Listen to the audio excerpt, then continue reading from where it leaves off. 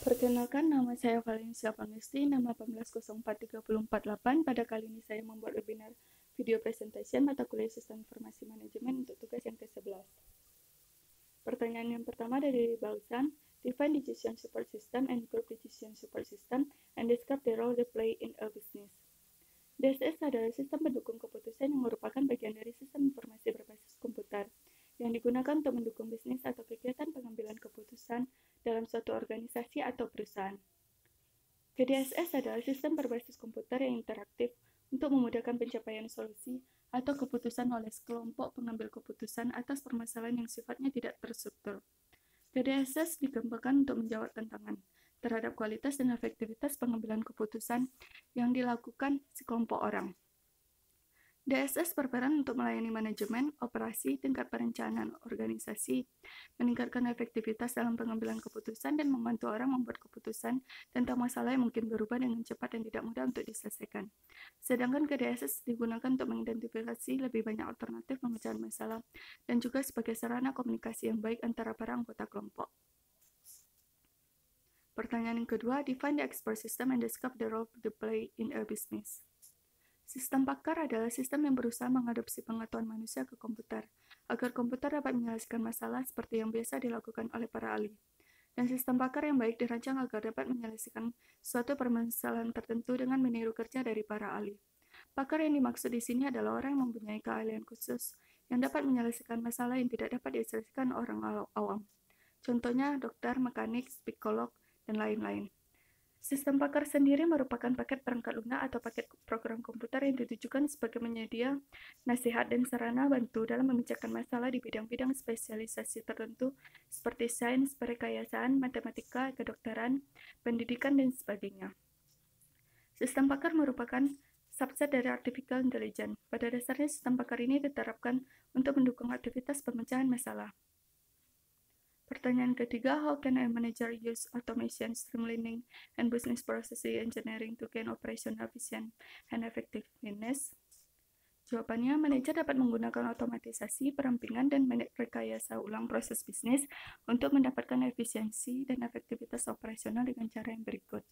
Merampingkan mempersingkat pemrosesan bisnis dengan mengurangi jumlah langkah melalui penghapusan langkah-langkah yang tidak perlu, otomasi mengurangi biaya operasional dengan mengkomputerisasi tugas yang dilakukan karyawan secara manual, business process engineering, meningkatkan proses dengan merubah alur kerja untuk mencapai faktor penentu keberhasilan perusahaan dan indikator kinerja utama.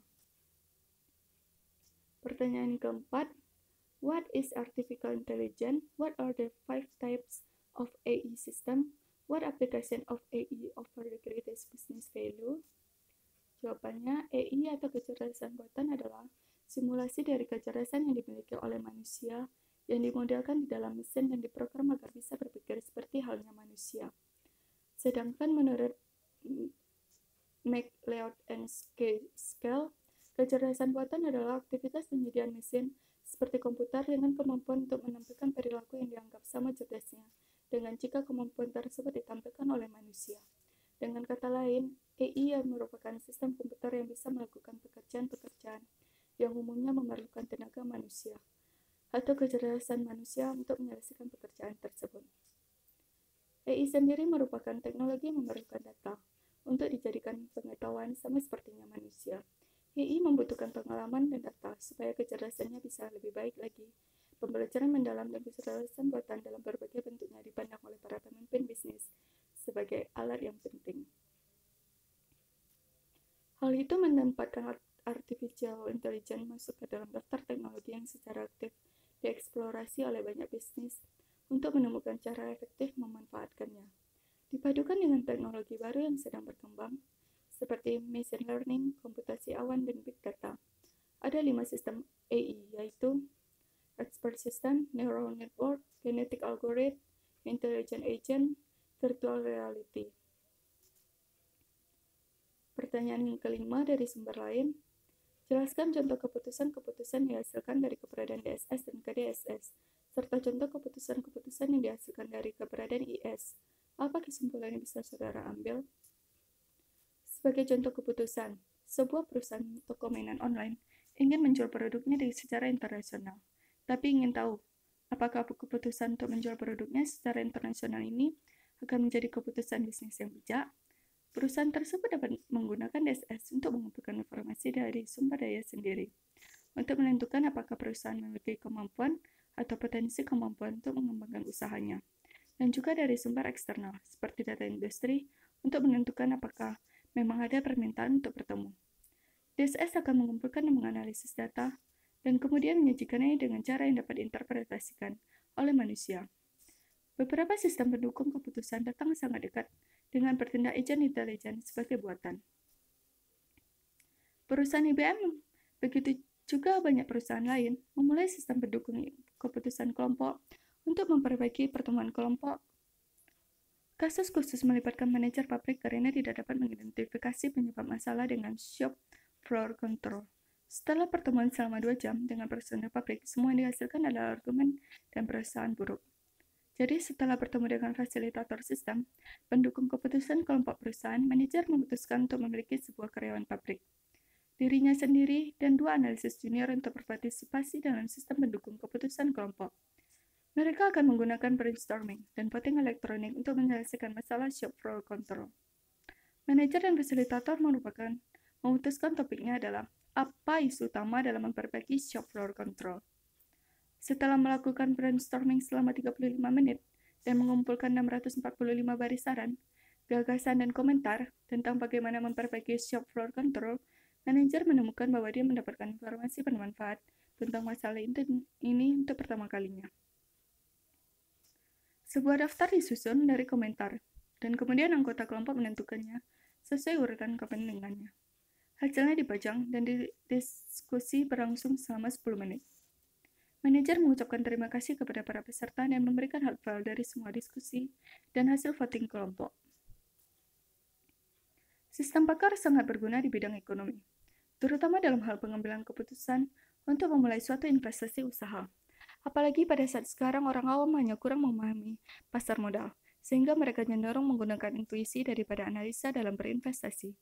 Kondisi ini mengakibatkan mereka harus menghadapi risiko yang tinggi dalam berinvestasi. Umumnya, untuk meminimumkan risiko tersebut, diperlukan suatu alat seperti sistem pakar yang mampu menganalisa sesuai dengan keadaan yang terjadi di pasar modal, sehingga investor menjadi lebih yakin dalam berinvestasi. Dari contoh keputusan tersebut dapat disimpulkan, DSS, KDSS, dan IS memiliki manfaat bagi bisnis diantaranya. Mampu mengambil keputusan, langkah-langkah pengambilan keputusan jelas, mudah dikembangkan lebih lanjut, memberikan solusi tepat waktu, dan menyimpan pengetahuan.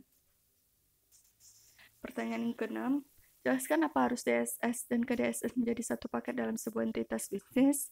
Perusahaan seperti apa yang harus punya DSS serta KDSS, dan perusahaan seperti apa pula yang cukup dengan DSS saja.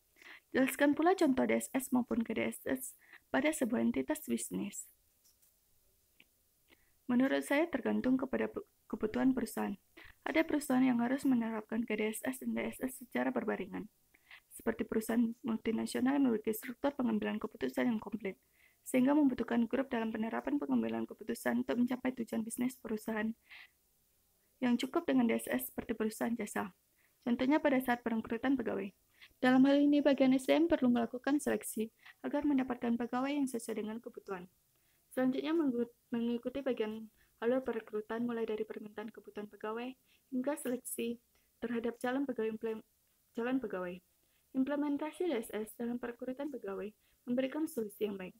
Dengan adanya prosedur, demikian membantu untuk mendapatkan pegawai yang sesuai dengan kebutuhan dengan memberikan solusi seleksi. Pertanyaan selanjutnya dari buku Loudon. What did Atom needs better data and analytics tools for human resources?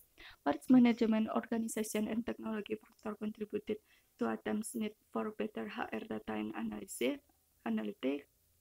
Atom membutuhkan data dan alat analitik yang lebih baik untuk sumber daya manusia untuk meningkatkan program perekrutan, promosi perekrutan, karyawan, dan pengembangan karyawan, sehingga Departemen SDM dapat menganalisis dan karyawan dapat menyalurkan pendapatnya tentang pengalaman kerja pada perusahaan. Faktor manajemen organisasi dan teknologi yang mempengaruhi keputusan tersebut adalah yang pertama manusia, Departemen SDM, dan portal People Data Center. Pertanyaan yang kedua, dari buku Laudan, Describe the Business Intelligence Capabilities of the BDC Portal. Jawabannya, BDC memungkinkan SDM dan pengguna ATM lainnya mengakses dan mengajukan pertanyaan menggunakan data internal dan pihak ketiga. Portal ini melayani 56.000 karyawan dan menyajikan data dalam dashboard, grafik, laporan, dan format visual lainnya yang mudah dipahami. Fitur kartu skor eksekutif tingkat tinggi mengeksplorasi antara metrik SDM dan hasil bisnis yang digunakan dalam perencanaan jangka pendek dan jangka panjang. Satu laporan scorecard menunjukkan hubungan antara pertumbuhan pelanggan, rasio sewa bersih ATM, dan data biaya terkait dengan tenaga kerja internal dan eksternal. Pertanyaan yang ketiga masih dari buku Laudan. What group in the company benefit from ATM's new analytic tools? Explain your answer. Grup yang mendapatkan manfaat dari analitik baru ATM adalah Departemen Sumber Daya Manusia.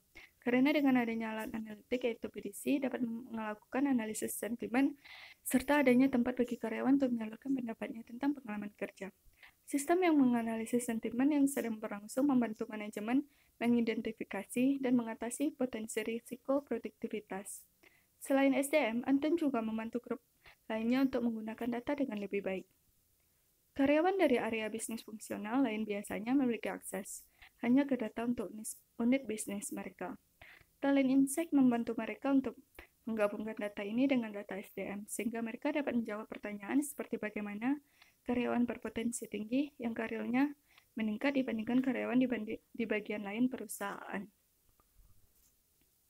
Pertanyaan yang keempat, how did ATM's new data analytics capabilities change the human resource function at the company?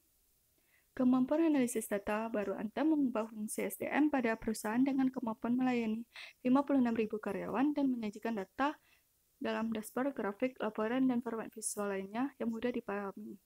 Data SDM dan talent ATM dulunya tersebar di banyak sistem dan spreadsheet yang berbeda, sehingga sulit digabungkan dan dibandingkan. Namun sekarang ATM juga membantu grup lainnya untuk menggunakan data yang lebih baik. Karyawan dari area bisnis fungsional lain biasanya memiliki akses hanya ke data untuk unit bisnis mereka. Talent Insight membantu mereka untuk menggabungkan data ini dengan data SDM, sehingga mereka dapat menjawab pertanyaan seperti bagaimana karyawan berpotensi tinggi yang karirnya meningkat dibandingkan karyawan di bagian lain perusahaan. Sekian jawaban dari saya, mohon maaf apabila ada salah kata. Terima kasih.